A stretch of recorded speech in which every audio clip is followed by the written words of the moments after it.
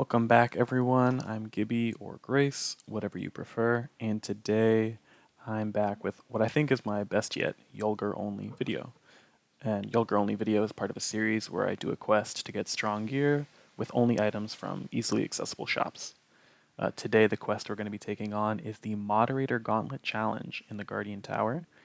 It has some really strong items like Book of Burns, Moglin Fan, etc. So we're only going to be using items from accessible shops with no quest requirements. So first, I'm going to show you the gear that I'm using, and you'll see a lot of gear in my inventory, but keep in mind only the gear that I name is going to be the gear that we use for the quest. So I'm only going to be using Retro Golden Axe, Loremaster Tome, and Frostbite Staff for weapons, even though I have all these other ones in my inventory. And the same goes for my other sections of stuff.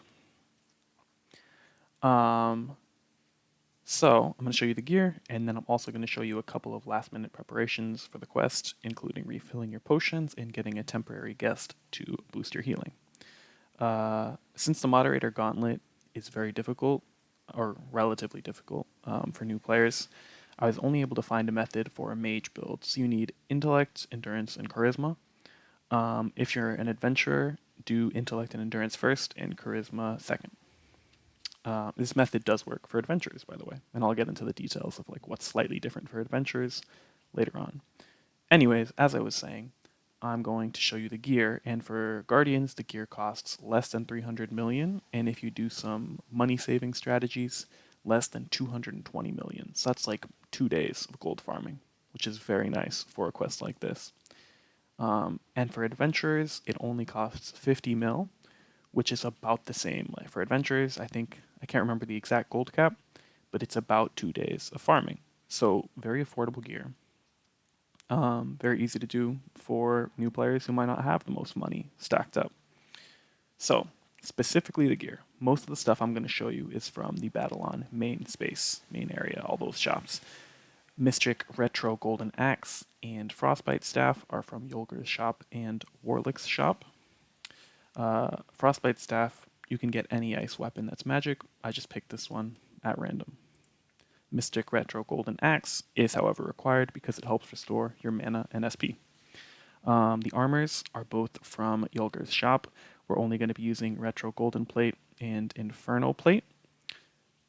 If you want to save money and you're a Guardian, you don't have to buy Inferno Plate. You can go to the Guardian Tower and get the Nightmare Rider armor from the horses area. It's just a little money-saving strategy. Same with the shields. Retro Golden Shield and Inferno Shield are both from Yulgar's shop. As for the spells, we're going to be using Four-Eye Blaster, Perfect Elemental Unity, and Sisters of Mercy if you want to. You don't need it. Four-Eye Blaster is from Warlick's shop. Perfect Elemental Unity, I'll show the location in a little bit because it's outside of the main Battlon area. As for pets, we're only going to be using Fairy Godmother, available in the Guardian Tower and Arya's pet shop, but it's only available for adventurers at level 110, which is a little bit lower. It doesn't matter, you can still use it, but if you want to use a different peeling pet that you have, like Retro Twilly or something that's closer to level 135, that will be better than Fairy Godmother if you're an adventurer. As for miscs, we're going to be using Liquid Courage, Essence Orb, and Teacup of Life. Essence Orb is only available to Guardians or people with Guardian accounts, or Guardian characters on their account. Liquid Courage and Teacup are both free to play. Teacup is in Yulgar's shop, the Beginner Shield shop. Don't ask why, it just is. Essence Orb is in the Guardian shop. It can be vaulted over to an Adventurer alt. And it's not required for the kills, it just makes the first kill a lot faster, because you don't have to juggle your resources as much. Liquid Courage is found in Haven. And now that I've showed you all the items that are found in the Battlon area, I'm going to show you where the items that aren't found in the exact Battlon area are. So, these items are Loremaster's Tome, Perfect Elemental Unity, and Liquid Courage. So now I'm going to go to them on the travel map so you can find them very easily. So first, we're going to go to Haven, because that's where Liquid Courage is found. And Liquid Courage is a defensive misc for anyone who wasn't aware. So forget this guy. Click over here, click on the medicine tent, advanced medicine, and simply Liquid Courage. And as I mentioned earlier, all of these items are available for free-to-play and for Adventurer and Guardian accounts. Now the next two items are actually both on the same page of the travel map. So that's Loremaster's Tome and Perfect Elemental Unity. So we're going to sail southeast. Loremaster's Tome is here, and Falarin's Memorial. It's the only thing there, only item there. And the Perfect Elemental Unity is an underleveled spell that we're going to be using, and I'll explain why we're using an underleveled spell later on in the method. But you go to Darren, and you click here on this bell tower looking building. You click twice. This guy, forget everything he says. He's quirky, he's cool, he's different. And now we simply have Elemental Unity. Now you'll notice this is the level 60 version, and in my inventory I have the level 100 version. That is totally fine, that's to be expected.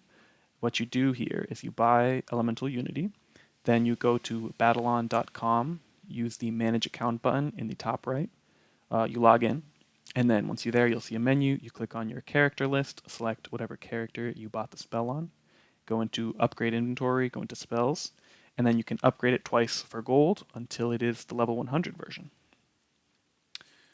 So, assuming you have all the gear that you need, and I just took you shopping, and that took 5 minutes, so it's really not that long to get all the items. Now you have all the gear, and what I'm going to do now is refill potions, because you do need about 10 to 15 health potions and 5 to 10 mana potions for this quest, because unfortunately the bosses are just very strong, and you can't heal against them with weak healing methods that are available without doing quests. So, the way you reset your potions is by doing a sort of exploit, sort of quality of life method, which is by going to the Burning Solstice War, the answer, and then to battle and fight as war. Note that this is the same location we're going to get our temporary guest from later on, just so you can see that when we come back. So now we fight as war. War automatically gives you 25 potions. And fighting as war is very fast because you do crazy damage because you're like super statted and super kitted out and all whatnot. But so all you have to do is save one battle. And so to save a battle, you simply kill the monster, click next, and the battle is saved. Now I'm going to pause the recording, close the client, and log back in. That's how you do the exploit or the glitch. But really, I don't think they need to remove it. It's just quality of life, saves you some time. And then when I log back in, you'll see that I have 25 health potions instead of 15. So here we are on the same character, 22 seconds later. And we now have 25 health potions. So that's how you reset your health potions to get your health potions ready for the quest. So now I have 25 potions, and the last step is to get a temporary guest I'm going to use for healing. And this is only available to Guardians, unfortunately. So if you're not a Guardian, you will have to quest for a permanent healing guest. The two easiest ones are Call Twilly and Summon Gaiden, both of which, if you Google Call Twilly AQ or Summon Gaiden AQ, just when I click that chest, we get Dragon Slayer Twilly. He's a temporary guest. But as I was saying, Call Twilly and Summon Gaiden, if you Google them AQ, you'll find the info subs. Call Twilly, his quest is in the Hall of Memories, and it's the Fate of the Uncreated quest, which is super easy. And Summon Gaiden is in the Bizarre Flex 5, Us vs. Regurk quest. And it's also very easy. I believe most of the monsters in that one are underleveled. So you can do those even if you're new to the game, as long as you have the elemental armors for each element from Yulgar's shop. Okay, so now we've done the preparations. We have our health potions. We have our temporary healing guest. The last thing we need to do is start the quest. And what you can do before that, the quest is found here in quests open to all players. What you can do is go to the stables, talk to this guy, see the animals. If you get the Nightmare Rider armor, you can see it gives you fire resistance. And this replaces your no-drop armor. So if you want to skimp out on some money, simply get this armor before the fight, and then you'll be all set. Now before you start the quest, make sure Ready Inventory Battle, before battle, is toggled on, and you'll be ready to go. As well, if you don't want to buy an ice weapon for any reason, you can simply use your no-drop arm weapon. As long as it's not attuned to light, you will still be able to use it to kill the boss. It'll just take a couple of extra turns. So we're going to do the Versus Staff and the Challenge Gauntlet. Okay, so I know that was 10 minutes of intro before we got into the fight, but it's going to be worth it because anyone can do this method. Now, as you can see, I'm only using the items that I listed. I have a bunch of other stuff in my inventory. I'm not going to use that. Kindred's there. I'm not going to use it, obviously. And so what we do against Afterlife X is go into the Retro Golden Plate, because Afterlife X is undead, and with the Retro Golden Plate and Shield, undead attack your light resistance. So he's going to do very little damage to us. That being said, he still did do quite a bit of damage. So first, what we do is we toggle Dragon Slayer Twilly to focus on healing your HP. Same with our Fairy Godmother. Then what we do is we use Essence Orb. If you don't have Essence Orb, again, you just have to be a little more careful with your resources. And we equip Liquid Courage. This halves the damage that he deals. So now we're all set to just slowly whack him down. And the reason we're going to slowly whack him down is because of his mechanics, which I'll explain now. So he does damage based off his charisma, which as you can see is 500. And because he's undead, we can use Retro Golden to nullify most of his damage. And his last big thing is that he has a mechanic where when you kill him, he comes back from 1 HP, goes to like 300 or so. And he does ramping damage depending on how long your fight was. And when I say how long, what I mean is the shorter your fight was, the more of a damage boost he gets. So if I were to use some cool strategy and nuke him down in 2 turns, he would nuke me down with like 10,000 damage, and it would be difficult to deal with without good gear. But if we do this very slowly, just attack him down, heal ourselves up, we're very safe, and we're not at risk of dying because he doesn't get as much of a damage boost.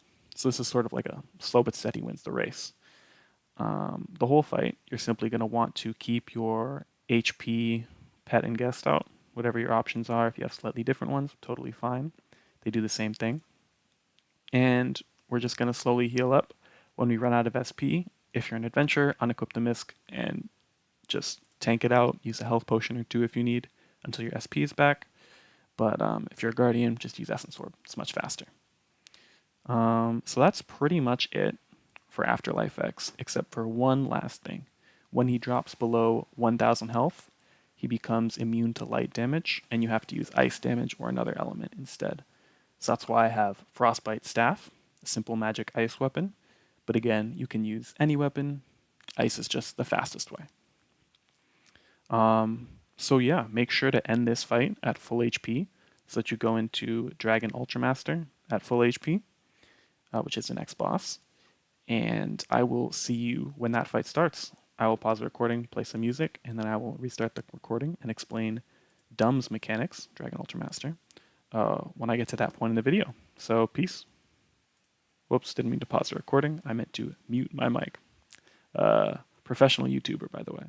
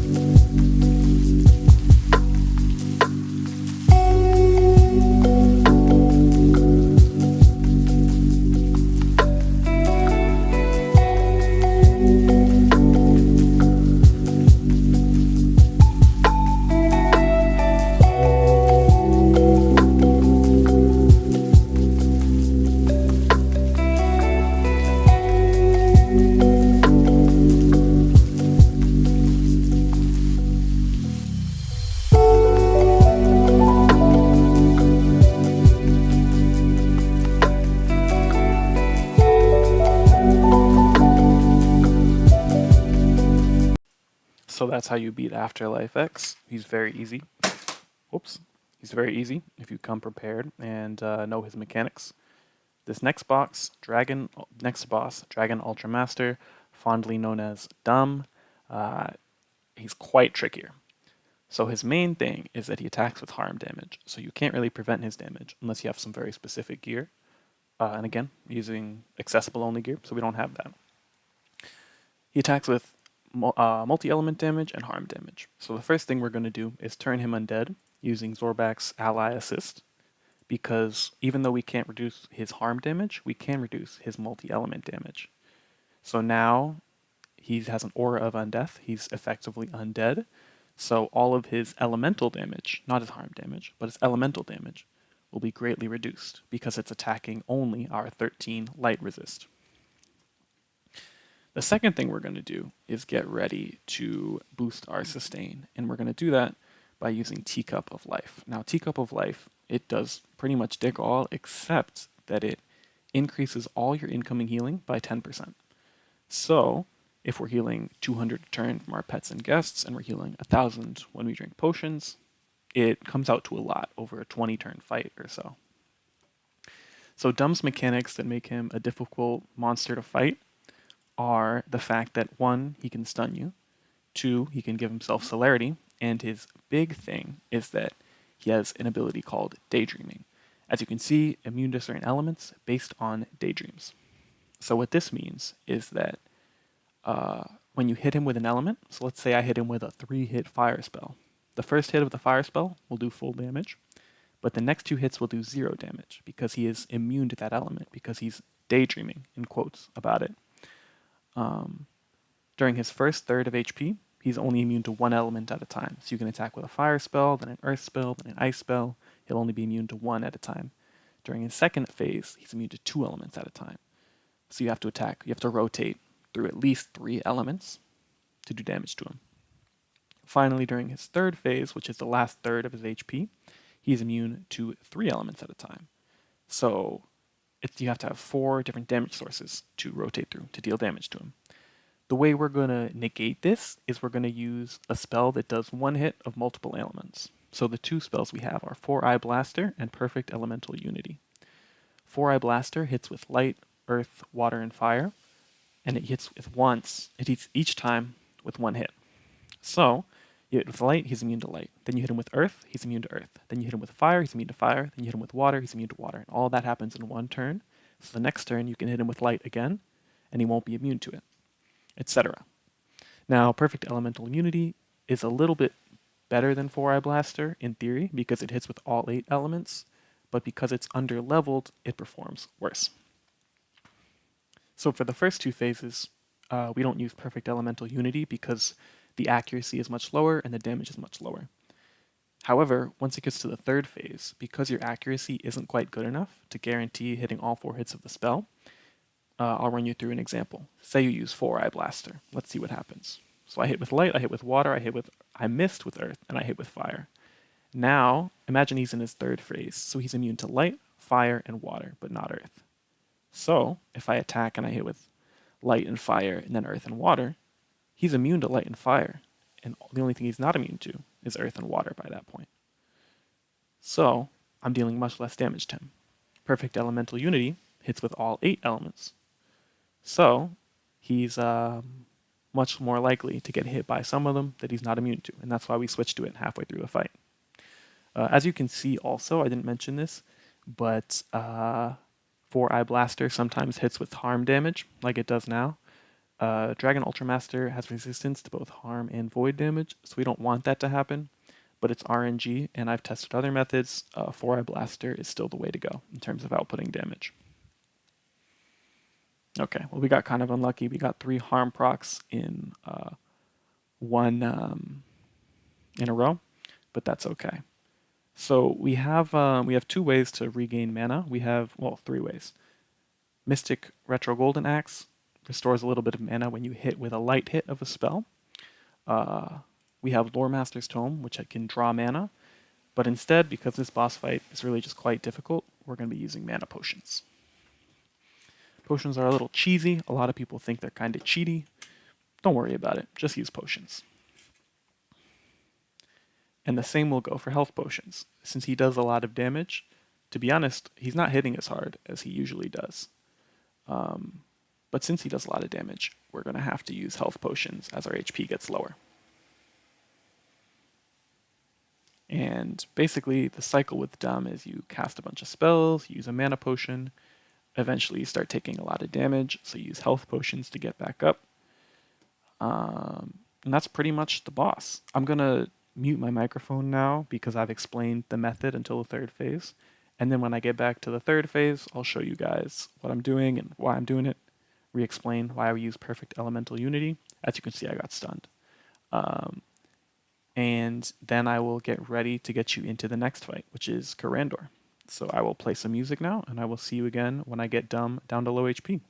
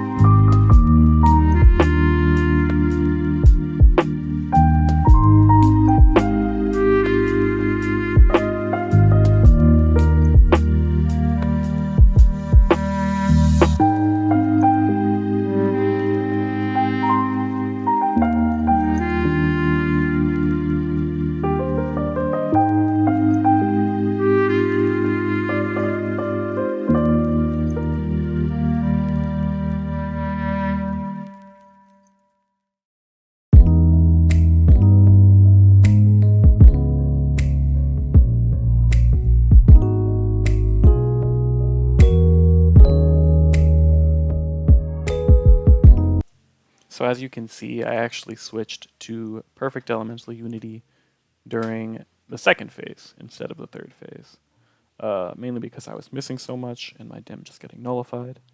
I think they're about the same, using perfect elemental unity or using Four-Eyed Blaster on the second phase, but I like using perfect elemental unity better because you're more likely to hit at least one of your hits. So there you go.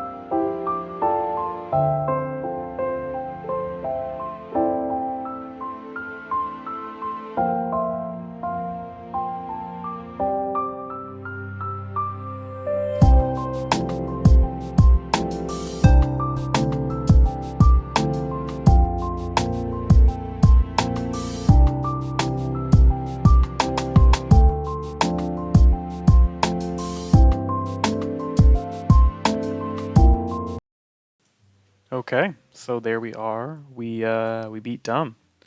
As you can see, it was quite the slog. It took me 9 HP potions, 15, or not 15, sorry, 9 mana potions as well.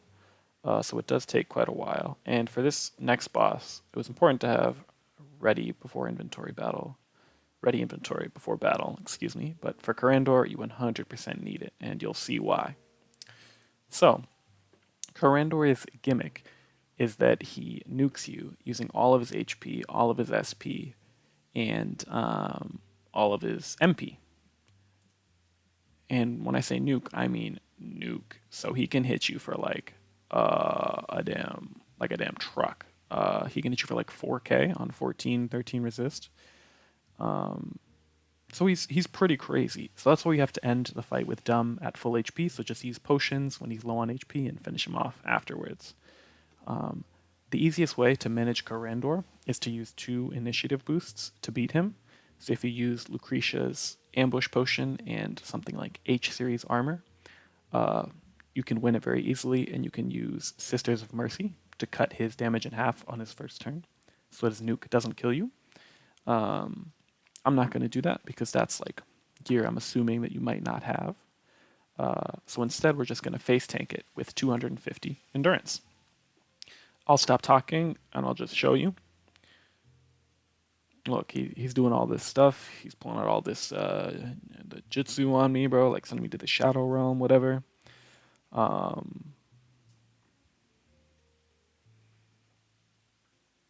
Yeah, so look, he's not done. He's not done. He's got one more. Okay. Now he's done? Now he's almost done? Okay. Now he's done. And as you can see, 14 fire resist, I still took 2,500 damage.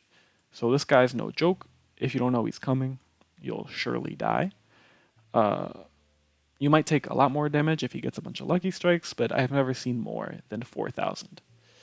So I'm simply going to use a multi-hit spell. Why not use Perfect Elemental Unity to make sure I hit him so he doesn't get more turns to do more damage. You can use attacks. It doesn't really matter at this point. I'm just using multi-hits so that one of them will hit. And he's dead. So it's super easy because after his nuke, he goes to like 100 HP, and it's really easy to kill him. So that is the method. That is how you kill the Moderator Gauntlet without any items from quests. Let's see if the shop loads. So the items in here are really good. Moglin Fan is a weapon that does prismatic burn for mages and for beast mages, beast rangers, because it uses charisma for stats. Really good item. It does rainbow damage, so it's niche, but it's really good when you need to use it. The next big item is Book of Burns. It's a fire tome for mages. The thing that makes it really strong and good for cheesing bosses is that you can pre-stack it like Kindred, so you can cast multiple spells in one turn. So it's crazy strong. Spells, Tenacious Dracolich Claws, these are kinda ass. It's kinda ass. That's all there is to say, really. And Moderator Gauntlet, to be honest, it's kind of bad too. It is a strength, int, and charisma drive, so if you're a hybrid, could be pretty good for you. But otherwise, the 2 big draws are Book of Burns and Moglin Fan. Book of Burns will let you cheese pretty much any boss, so I'd recommend picking this up so that in the future, if you're having a bad time with a quest, you don't need to look at one of my guides or anything. You can just charge up Book of Burns and then use it on the quest. It'll be super easy. So yeah, that is pretty much it for the video. I hope you guys enjoyed the method. I think I explained everything pretty clearly, but I might have missed some stuff. I had a script, I didn't stick to it too well. So I definitely could have made some mistakes. Please let me know in the comments if you're confused. If I was wrong about something, I'll put a note in the description or like a pop-up. Please do let me know. And yeah, I hope you enjoyed this episode of the Yulgar Only series. I'm pretty proud of this one. I didn't know it was possible to do this without any good gear. I say good gear. There's some good gear in there, but without any great gear. Yeah. I will see you all in the next one. Peace and love, you guys.